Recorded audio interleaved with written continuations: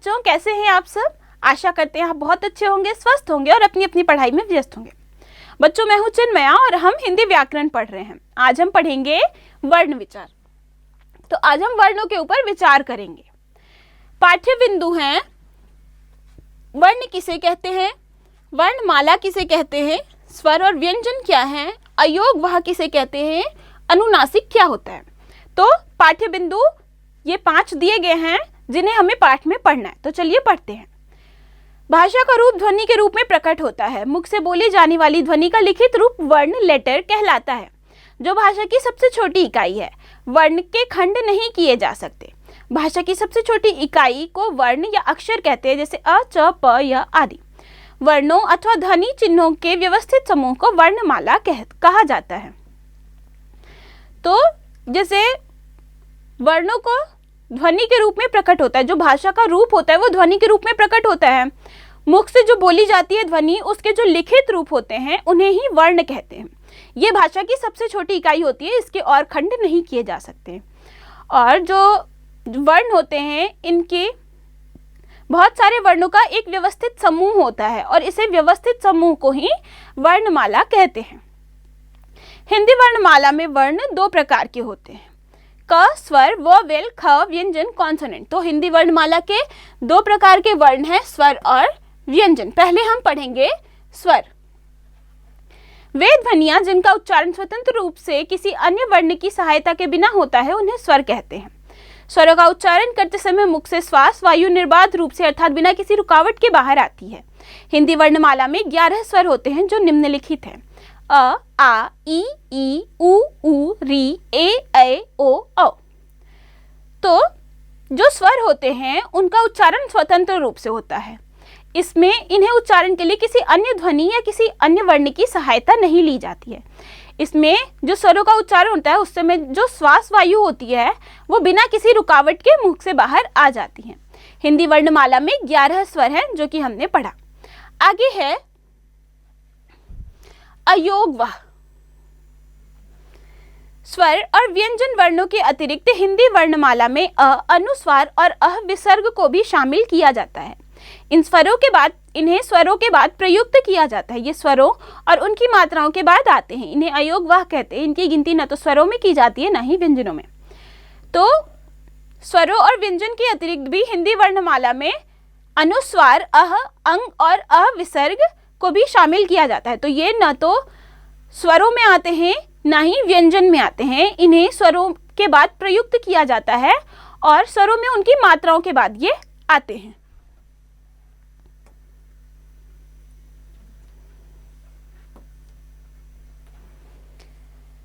पंचम वर्ण के स्थान पर बिंदु के रूप में अनुस्वार का प्रयोग होता है। अनुस्वार का उच्चारण नाक से किया जाता है। अनुस्वार का चिन्ह शिरोरेखा के ऊपर बिंदु के रूप में लगाया जाता है, जैसे अंगूर, कंस, गंगा आदि।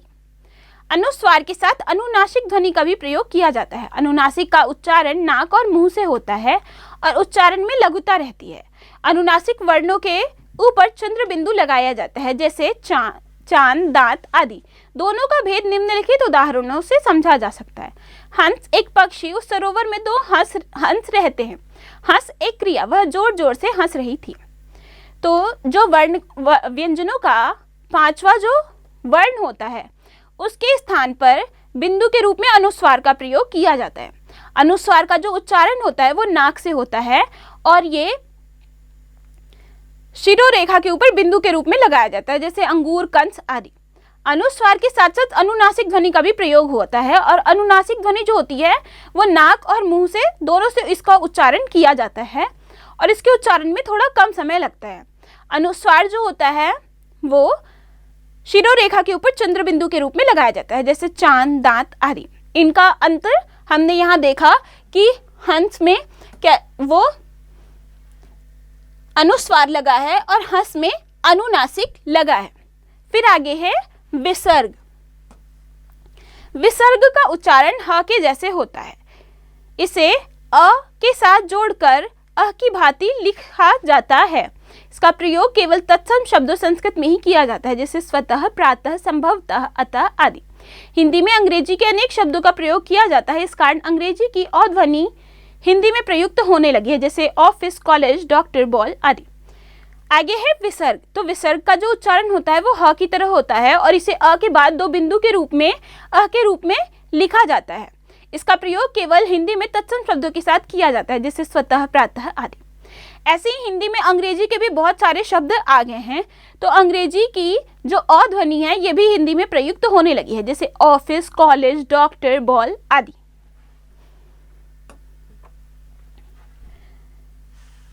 री का उच्चारण री की भांति किया जाता है, जैसे ऋषि, ऋण, ऋतु आदि।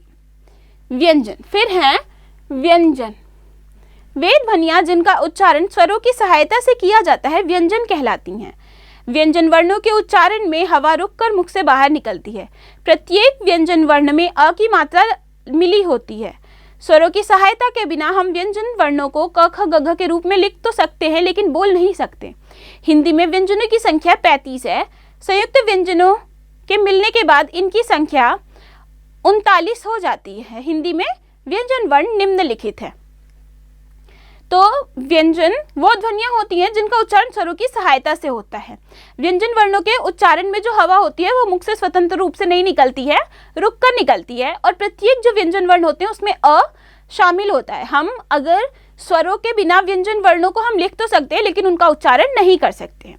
हिंदी में व्यंजनों की संख्या 35 है लेकिन संयुक्त व्यंजनों को मिलाने के बाद ये 39 हो जाती है।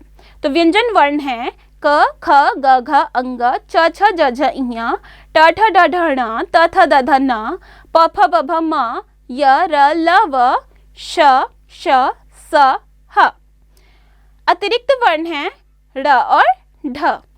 तो ये तो व्यंजन वर्ण थे और दो ये अतिरिक्त वर्ण हैं ड़ और ढ। ड़ और ढ का उच्चारण ड ढ से भिन्न होता है। इसके नीचे दिए गए शब्दों के उच्चारण करके समझा जा सकता है। तो ड और ढ जो हिंदी वर्णमाला के वर्ण हैं, इन्हीं के नीचे बिंदु लगाकर ड और ढ बना है। जैसे ड डाल, डायरी, डोर और ढ ड़ होगा लड़का, लड़ाई, पेड़। ड है ढाल, ढोल, ढकना और ढ़ है पढ़ना, चढ़ना, बूढ़ा। निम्नलिखित 4 वर्ण संयुक्त व्यंजन माने जाते हैं। तो 4 संयुक्त व्यंजन कौन कौन से हैं? क, श, अ, क्ष, कक्षा, क्षमा, ज, य, अ, ज्य, ज्ञान, विज्ञान, त, र, अ, त्र, त्रिशूल, मित्र, श, र, अ, श्र, श्रम, श्रवण। फिर है विशेष। ज्ञ का उच्चारण ग, य के रूप में प्रचलित है। इसके अलावा क, ख, ग, घ, क, ख, ग, ज और फ ध्वनियां फारसी लिपि से हिंदी में आई हैं। इनका उच्चारण हिंदी में क, ख, ग, ज और फ व्यंजन ध्वनियों से भिन्न होता है। जमीन, सफेद आदि शब्दों में फारसी ध्वनियों का प्रयोग देखा जाता है।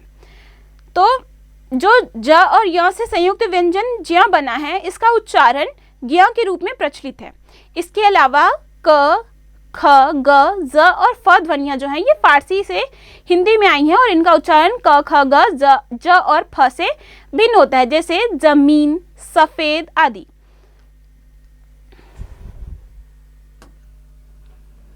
आगे है स्वरों के भेद। तो हम पढ़ेंगे स्वरों के भेद। स्वरों को मुख्य रूप से 2 वर्गों में बांटा जाता है, ह्रस्व स्वर, ख, दीर्घ स्वर। तो स्वर के 2 भेद हैं, ह्रस्व और दीर्घ। पहला है क, ह्रस्व स्वर। जिन स्वरों के उच्चारण में कम से कम समय लगता है उन्हें ह्रस्व स्वर कहते हैं। ये 4 होते हैं, अ, ई, उ, री। इन्हें मूल स्वर माना जाता है। ह्रस्व स्वर की रचना किसी अन्य स्वर के योग से नहीं होती है। तो जो ह्रस्व स्वर होते हैं उन्हें बोलने में बहुत कम से कम समय लगता है, मतलब उनका उच्चारण बहुत कम समय में होता है। और ये 4 होते हैं, अ, ई, उ और री। इन्हें ही मूल स्वर माना जाता है क्योंकि इनकी रचना अन्य स्वर के योग से नहीं होती है। दूसरा है दीर्घ स्वर। दीर्घ स्वर वो होते हैं जिन स्वरों का उच्चारण करते समय ह्रस्व स्वर से 2 गुना अधिक समय लगता है, उन्हें दीर्घ स्वर कहते हैं। दीर्घ स्वरों की रचना 2 ह्रस्व स्वरों के योग या संधि से होती है। इस कारण इन्हें संधि या संधि स्वर या संयुक्त स्वर भी कहते हैं। ये संख्या में 7 होते हैं, अ जमा अ, आ, ई जमा ई, उ जमा उ, अ जमा ई, ए, अ जमा ए, अ जमा उ, ओ, अ जमा ओ, औ। अंग और अह का उच्चारण भी दीर्घ स्वरों की भांति किया जाता है। तो दूसरा है दीर्घ स्वर। दीर्घ स्वरों का जो उच्चारण होता है वो ह्रस्व स्वरों से 2 गुने समय में होता है और इन्हें ह्रस्व स्वरों के योग से या फिर इन्हें ह्रस्व स्वरों में संधि के बाद ये बनते हैं, इसलिए इन्हें संधि स्वर या फिर संयुक्त स्वर भी कहते हैं। जैसे अ और अ ये 2 ह्रस्व स्वर हैं, इनके मेल से एक दीर्घ स्वर आ बना है। ऐसे ही ये 7 दीर्घ स्वर हैं, आ, ई, उ, ए, ओ, औ। ये 7 दीर्घ स्वर होते हैं और अंग अह का भी उच्चारण दीर्घ स्वरों की भांति होता है। कुछ समय पहले तक ह्रस्व और दीर्घ के अलावा स्वर का तीसरा भेद भी माना जाता था, जिसे प्लुत स्वर कहते थे। उसका उच्चारण करते समय स्वर ह्रस्व स्वर की अपेक्षा 3 गुना समय लगता था। इसे प्रकट करने के लिए स्वर के आगे हिंदी का 3 अंक 3 लिखा जाता था, जैसे ओम। प्रायः संबोधन या सुरों के आलाप को दर्शाने के लिए प्लुत स्वरों का प्रयोग होता था, किंतु अब हिंदी भाषा में प्लुत स्वरों का प्रयोग लुप्त हो चुका है। तो अभी हमने अभी 2 स्वरों के बारे में पढ़ा। पहले जो था वो तीसरा एक प्लुत स्वर भी माना जाता था, जिनके उच्चारण में ह्रस्व की अपेक्षा 3 गुना समय लगता था। इसे प्रकट करने के लिए स्वर के आगे ये 3 अंक लिखा जाता है और ओम इसका उच्चारण ऐसे दीर्घ रूप में होता है। अब इसका जो प्रयोग है वो हिंदी भाषा में लुप्त हो गया है। आगे है व्यंजनों के साथ स्वरों का योग अधिकतर मात्राओं स्वर चिन्हों के रूप में किया जाता है। स्वरों की मात्रा चिन्ह और उनका प्रयोग निम्न प्रकार होता है। तो यहाँ हम पढ़ेंगे कि स्वरों का प्रयोग, उनकी मात्राएं और उनका प्रयोग कैसे होता है। अ का कोई चिन्ह नहीं होता है, तो ज जमा अ जमा ल जमा अ जल। आ की मात्रा, र जमा आ रा। राम, ई की मात्रा, द जमा ई दी दिन। बड़ी ई की मात्रा, ग जमा ई गी गीत। उ छोटी ऊ की मात्रा, स जमा उ सु सुत। उ बड़ी ऊ की मात्रा, फ जमा उ फू फूल। री की मात्रा, क जमा री क्री कृपा। ए की मात्रा, म जमा ए में मेघ। ए की मात्रा, स जमा ए से सैर। ओ की मात्रा, म जमा ओ मो मोर। ओ की मात्रा, क जमा ओ को कौआ। अंग की मात्रा, ग जमा अंग गंग गंगा। चंद्र बिंदु, द जमा अ दांत। अह विसर्ग, म जमा अह मह नमः। तो ये स्वर और उनकी मात्रा और उनका प्रयोग हमने यहाँ देखा। ध्यान देने योग्य है कि ए स्वर के ऊपर कोई मात्रा नहीं लगाई जाती, परंतु व्यंजन के साथ ए का योग होने पर उस व्यंजन के ऊपर एक ही मात्रा चिन्ह के रूप में एक मात्रा लगाई जाती है। जैसे एक स्वर ए पर कोई मात्रा नहीं लगाई गई है। शेर, सेब। स व्यंजन के ऊपर एक मात्रा लगाई गई है। इसी प्रकार ए स्वर के ऊपर एक मात्रा लगाई जाती है, परंतु व्यंजन के साथ ए का संयोग होने पर उसके लिए 2 मात्राएं लगाई जाती हैं। जैसे ए स्वर, ऐसा स्वर ए पर एक मात्रा लगाई गई है। पैसा, प व्यंजन के साथ ए स्वर का योग होने पर प पर 2 मात्राएं लगाई गई हैं। तो यहाँ ध्यान देने के लिए बताया गया है कि ए जो स्वर होता है इस पे वैसे तो कोई मात्रा नहीं लगती है, लेकिन जब इनका प्रयोग व्यंजन के साथ होता है तो इसके ऊपर एक मात्रा लगाई जाती है। वही जो ए है उस पे एक मात्रा होती है और जब इसका व्यंजन के साथ प्रयोग होता है तो व्यंजन के ऊपर 2 मात्रा के रूप में इसे दिखाया जाता है। आगे है व्यंजनों के भेद। तो हम पढ़ेंगे व्यंजनों के भेद। व्यंजन को मुख्य रूप से 3 भागों में बांटा जाता है। क स्पर्श व्यंजन, ख अंतस्थ व्यंजन, ग ऊष्म व्यंजन। तो व्यंजन के 3 भेद हैं स्पर्श व्यंजन, अंतस्थ व्यंजन और ऊष्म व्यंजन। क स्पर्श व्यंजन, क से म तक 25 व्यंजन स्पर्श व्यंजन माने जाते हैं, जिन्हें निम्नलिखित 5 वर्गों में विभक्त किया गया है।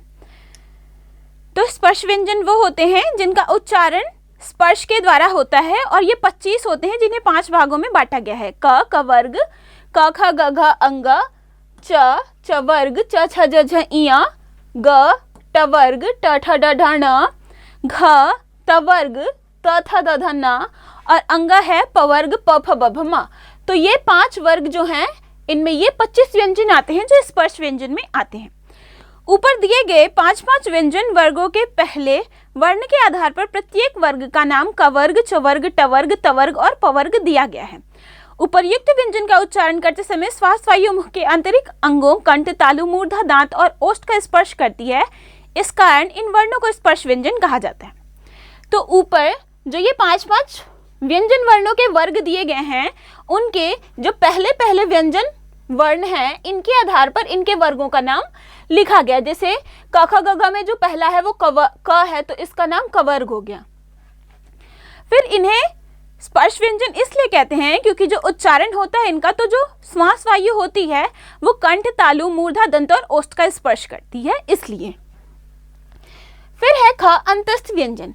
य, र, ल तथा व अंतस्थ व्यंजन है। ऊपर लिखे इन 4 व्यंजन वर्णों का उच्चारण करते समय श्वास वायु मुख के अंदर ही स्थिर रहती है। इसका उच्चारण करते समय वायु की रुकावट कम मात्रा में होती है। तो अंतस्थ व्यंजन य, र, ल, व 4 होते हैं। इन्हें अंतस्थ इसलिए कहते हैं क्योंकि जो श्वास वायु होती है इनके उच्चारण के समय मुख के अंदर ही स्थिर रहती है। इनका उच्चारण करते समय वायु की रुकावट कम मात्रा में होती है, इसलिए ये अंतस्थ हैं। ग है ऊष्म व्यंजन। श, श, स, ह 4 ऊष्म व्यंजन है। ऊष्म व्यंजन का उच्चारण करते समय श्वास वायु रगड़ खाती हुई मुख से बाहर निकलती है। इससे ऊष्मा गर्मी पैदा होती है। इस कारण इन वर्णों को ऊष्म कहा जाता है। आजकल लिखते समय प्रत्येक वर्ग के 5वें व्यंजनों अंग, य, ढ, न और म के स्थान पर सीधे अनुस्वार का प्रयोग किया जाने लगा है। जैसे गंगा के स्थान पर गंगा, चंचल के स्थान पर चंचल, दंड के स्थान पर दंड, मंद के लिए मंद तथा संबंध के लिए संबंध। तो जो ये 4 ऊष्म व्यंजन होते हैं क्योंकि इनका उच्चारण करते समय जो श्वास वायु होती है वो मुख से रगड़ खाती हुई बाहर निकलती है और इससे ऊष्मा गर्मी पैदा होती है, इसलिए इन्हें ऊष्म व्यंजन कहा जाता है।